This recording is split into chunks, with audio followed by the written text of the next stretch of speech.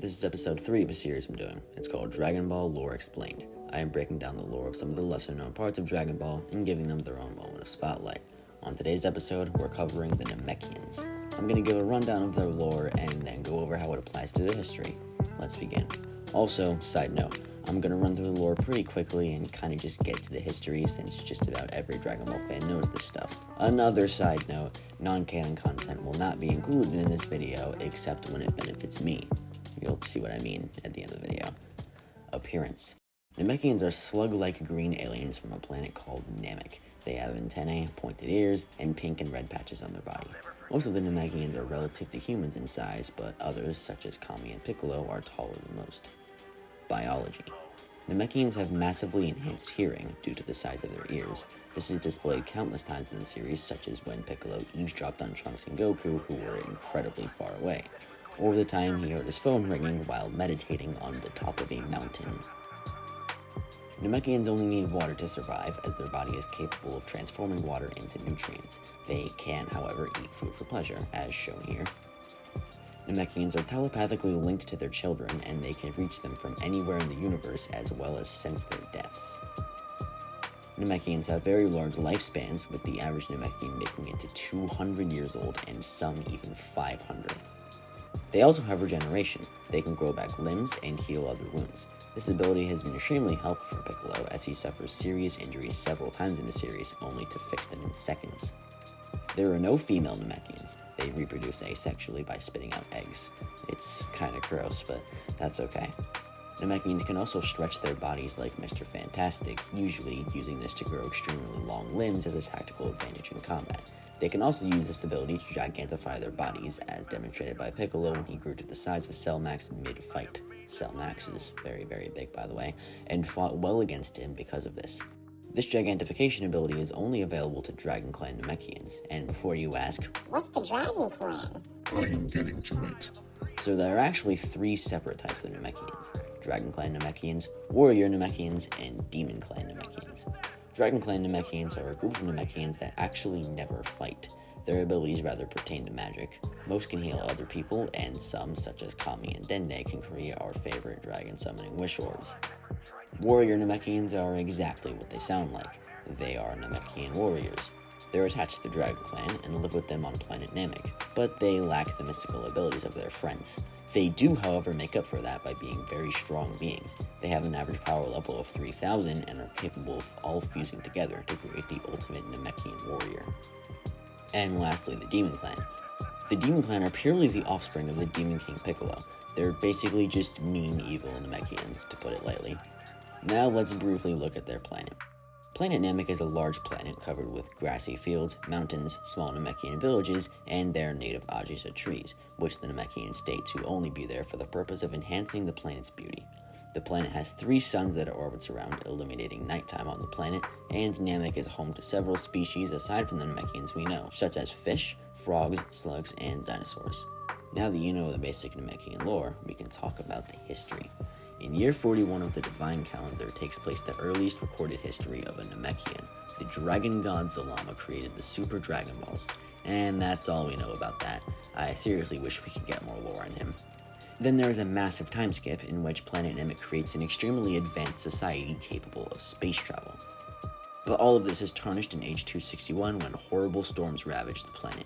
There were only 2 survivors of this event. The nameless Namekian was sent away to planet Earth on a ship by his father Katas, thus surviving the disaster, and Guru survived. It's unspecified how he did this, but, plot, I guess. After this, Guru proceeded to single-handedly repopulate the Namekian species, birthing 109 children in his lifetime. In age 451, the nameless Namekian managed to become the apprentice of the Guardian of Earth, basically God, and began training to take on that role. Just 10 years later, the nameless Namekian finds a way to extract all evil from his soul, so he does this, birthing the evil Demon King Piccolo as a result. The nameless Namekian then takes on the throne of Kami. I will be using the name Kami to refer to him from this point forward. The King Piccolo Wars. Pretty much right after he was created, the evil Demon King Piccolo proceeded to have a bunch of evil demon children and began a rampage on Earth, causing the King Piccolo Wars. This rampage went on until a group of King Piccolo's sons attacked Master Mutaito's dojo. He is Roshi's master, for folks who don't know. The students of Mutaito fought valiantly against the demons, even killing a few, but the evil Namekians were just far too powerful. They killed every single one of Mutaito's students except Roshi and Shen before the two martial artists could defeat them. The Demon King caught wind of this and arrived on the battlefield himself. He simply waved them away with a blast, but then Mutaito arrived to save the day, only to get completely embarrassed by King Piccolo. Mutaito and his students survived and also took 2 years to train after they were nursed back to health. When they returned to the battle, Mutaito was able to use the evil containment wave technique to seal King Piccolo away for what he thought was forever. Then in age 470, Kami created the Earth Dragon Balls. Then a big time skip to age 753, King Piccolo was untrapped. The evil Emperor Pilaf found the jar containing Piccolo and released him in hopes that they could team up. He does so, and the two villains begin their partnership. Pilaf inevitably ends up telling King Piccolo about the Dragon Balls, which he decides to use to bring back his youth, as he had grown very old in age due to being trapped in a jar for 300 years. King Piccolo then decided to eliminate all strong warriors on Earth as to not be opposed in his ruling. He decided to do all of this by birthing a demon Namekian son, Tambourine. He sent Tambourine to the World Martial Arts Tournament where he killed Krillin and stole a Dragon Ball and a list of powerful fighters. Goku found Krillin dead and decided he wanted revenge. He used his Dragon Radar to track the stolen Dragon Ball and found Tambourine, only to get easily smacked up since he was exhausted from his earlier fight. Goku then meets someone named Yajirobe, but their interaction was quickly interrupted by another one of King Piccolo's children, Symbol. Goku and Yajirobe argued on who would fight him, but they decided on Yajirobe. The fight was not even close to an even match, and Yajirobe sliced Symbol up like Darth Maul. Goku eventually got his revenge on Tambourine before eventually meeting King Piccolo himself. They fought and Goku was defeated, but barely survived. Roshi, Tien, and Chaozu then attempted to stop the Demon King themselves. Roshi figured the evil containment wave would work a second time, so he used it, but he had stormtrooper aims, so his efforts were to no avail, and he died. King Piccolo had successfully stolen every single Dragon Ball, so he summoned Shenron and wished for eternal youth. Chaozu attempted to stop him by shouting out his own wish to the dragon, but he was quickly murdered as a result. King Piccolo then headed for the castle of King Furi, and with one of his sons Piano at his side, he took the throne and declared himself the King of Earth. His first action as king was to free a bunch of prisoners, as to cause more chaos on the planet. He also declared the day of the start of his rule, May 9th, to be annual Piccolo Day. In the meantime, Goku had been recovering and made his way to Korin Tower, where he received the Divine Water, which is basically just a liquid power buff. After this boost in power, Goku arrived at the castle only to find Tien once again trying to stop King Piccolo, but getting beat up by his son Drum. Goku saved Tien, killed Drum, and went after the king. Goku and King Piccolo fought, but the king was killed in the end. However, as his final play, he spit out an egg containing the reincarnation of himself, the Piccolo that we know and love today. In age 762, the Saiyans and the Frieza Force had learned about Namekian Dragon Balls, and an entire war happened on their home planet over the balls, which resulted in the destruction of the planet. Luckily, this doesn't mean the destruction of the Namekian race, as they had been transported to Earth before the destruction, and they stayed there for 1 year before they could leave and get settled on a planet they would call New Namek. Then in age 767, a now grown-up Piccolo went to visit Kami, where he finally refused with him, leaving the planet with no guardian. Luckily, they quickly chose a new Namekian guardian, Dende. Dende was able to upgrade the Dragon Balls, as he knew way more about Namekian abilities than Kami. 3 years later, in age 780, we see the first appearance of Universe 6 Namekians in the Tournament of Power. They had done Namekian fusion/absorption to fuse with all of the strong warrior Namekians before the fight, making them formidable foes. We also got some lore on them. Champa states that the Universe 6 Namekians had found the Super Dragon Balls and broken off small pieces to make their own. Whether or not the Universe 7 Namekians underwent the same process is unknown. We then returned to Universe 7 in the same year to find out that Moro had arrived on New Namek. He wanted to use their Dragon Balls to wish for his youth and old magic back. That sounds familiar. And another war is done on the Namekian world. Seriously, when will they catch a break? Many innocent Namekians are killed by Moro from having all their power absorbed by him. Luckily, later in the same arc, Vegeta learns the art of spirit control, in which he finds a technique called Force Spirit Fission that he can use to return stolen energy.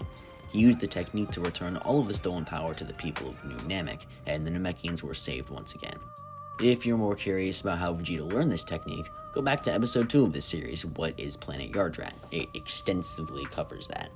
Then in Age 781, we learn of a previously unknown Namekian settlement on planet Cereal. Back in Age 721, a group of Namekians lived in peace with the Cerealians of the planet, before planet Cereal was attacked by Saiyans, who viciously murdered every single Cerealian and Namekian of the planet except one of each. A Cerealian named Granola survived, and a Namekian named Manito survived. Manito was given its set of 2 Dragon Balls to hide and protect on the planet, and he did so.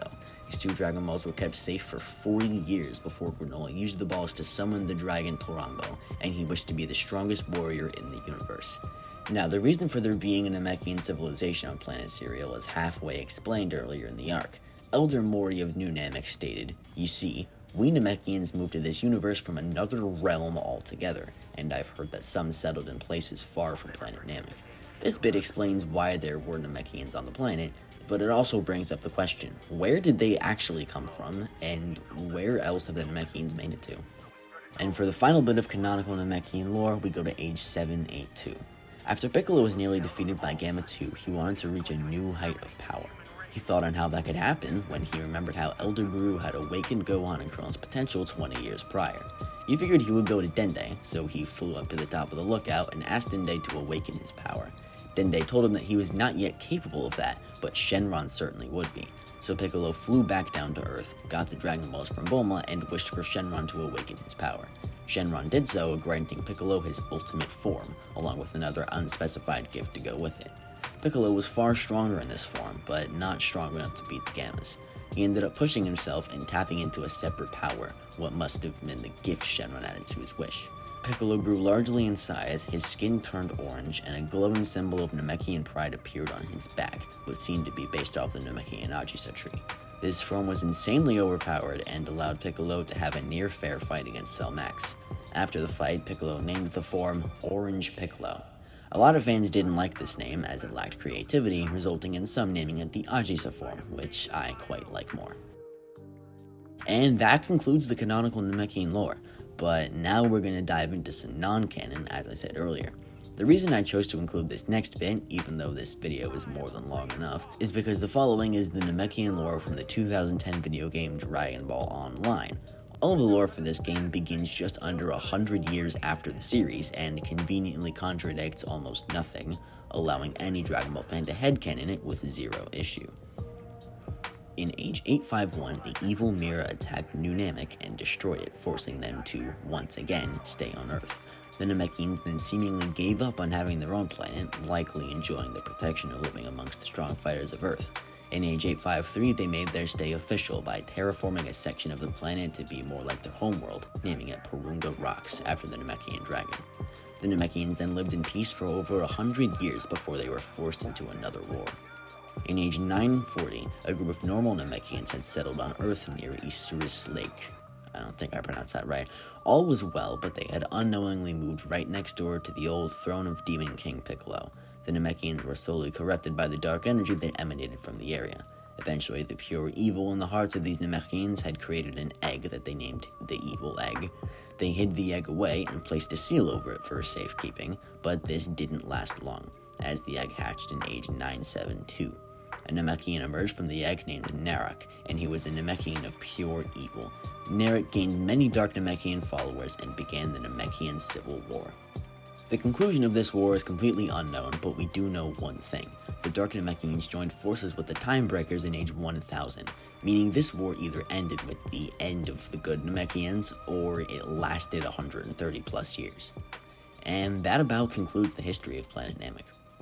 Hey! Before we get to the outro, I'd like to humbly ask you to follow my TikTok account. I'll be posting the same short-form content I put on my YouTube Shorts, along with some TikTok exclusives you won't want to miss, so make sure you check it out. Thank you for watching the full video. This is my longest one yet, so you're actually awesome if you stayed this far. Please like and subscribe if you enjoyed the video. I make many more like this, so I bet you'd want to see more. Bye.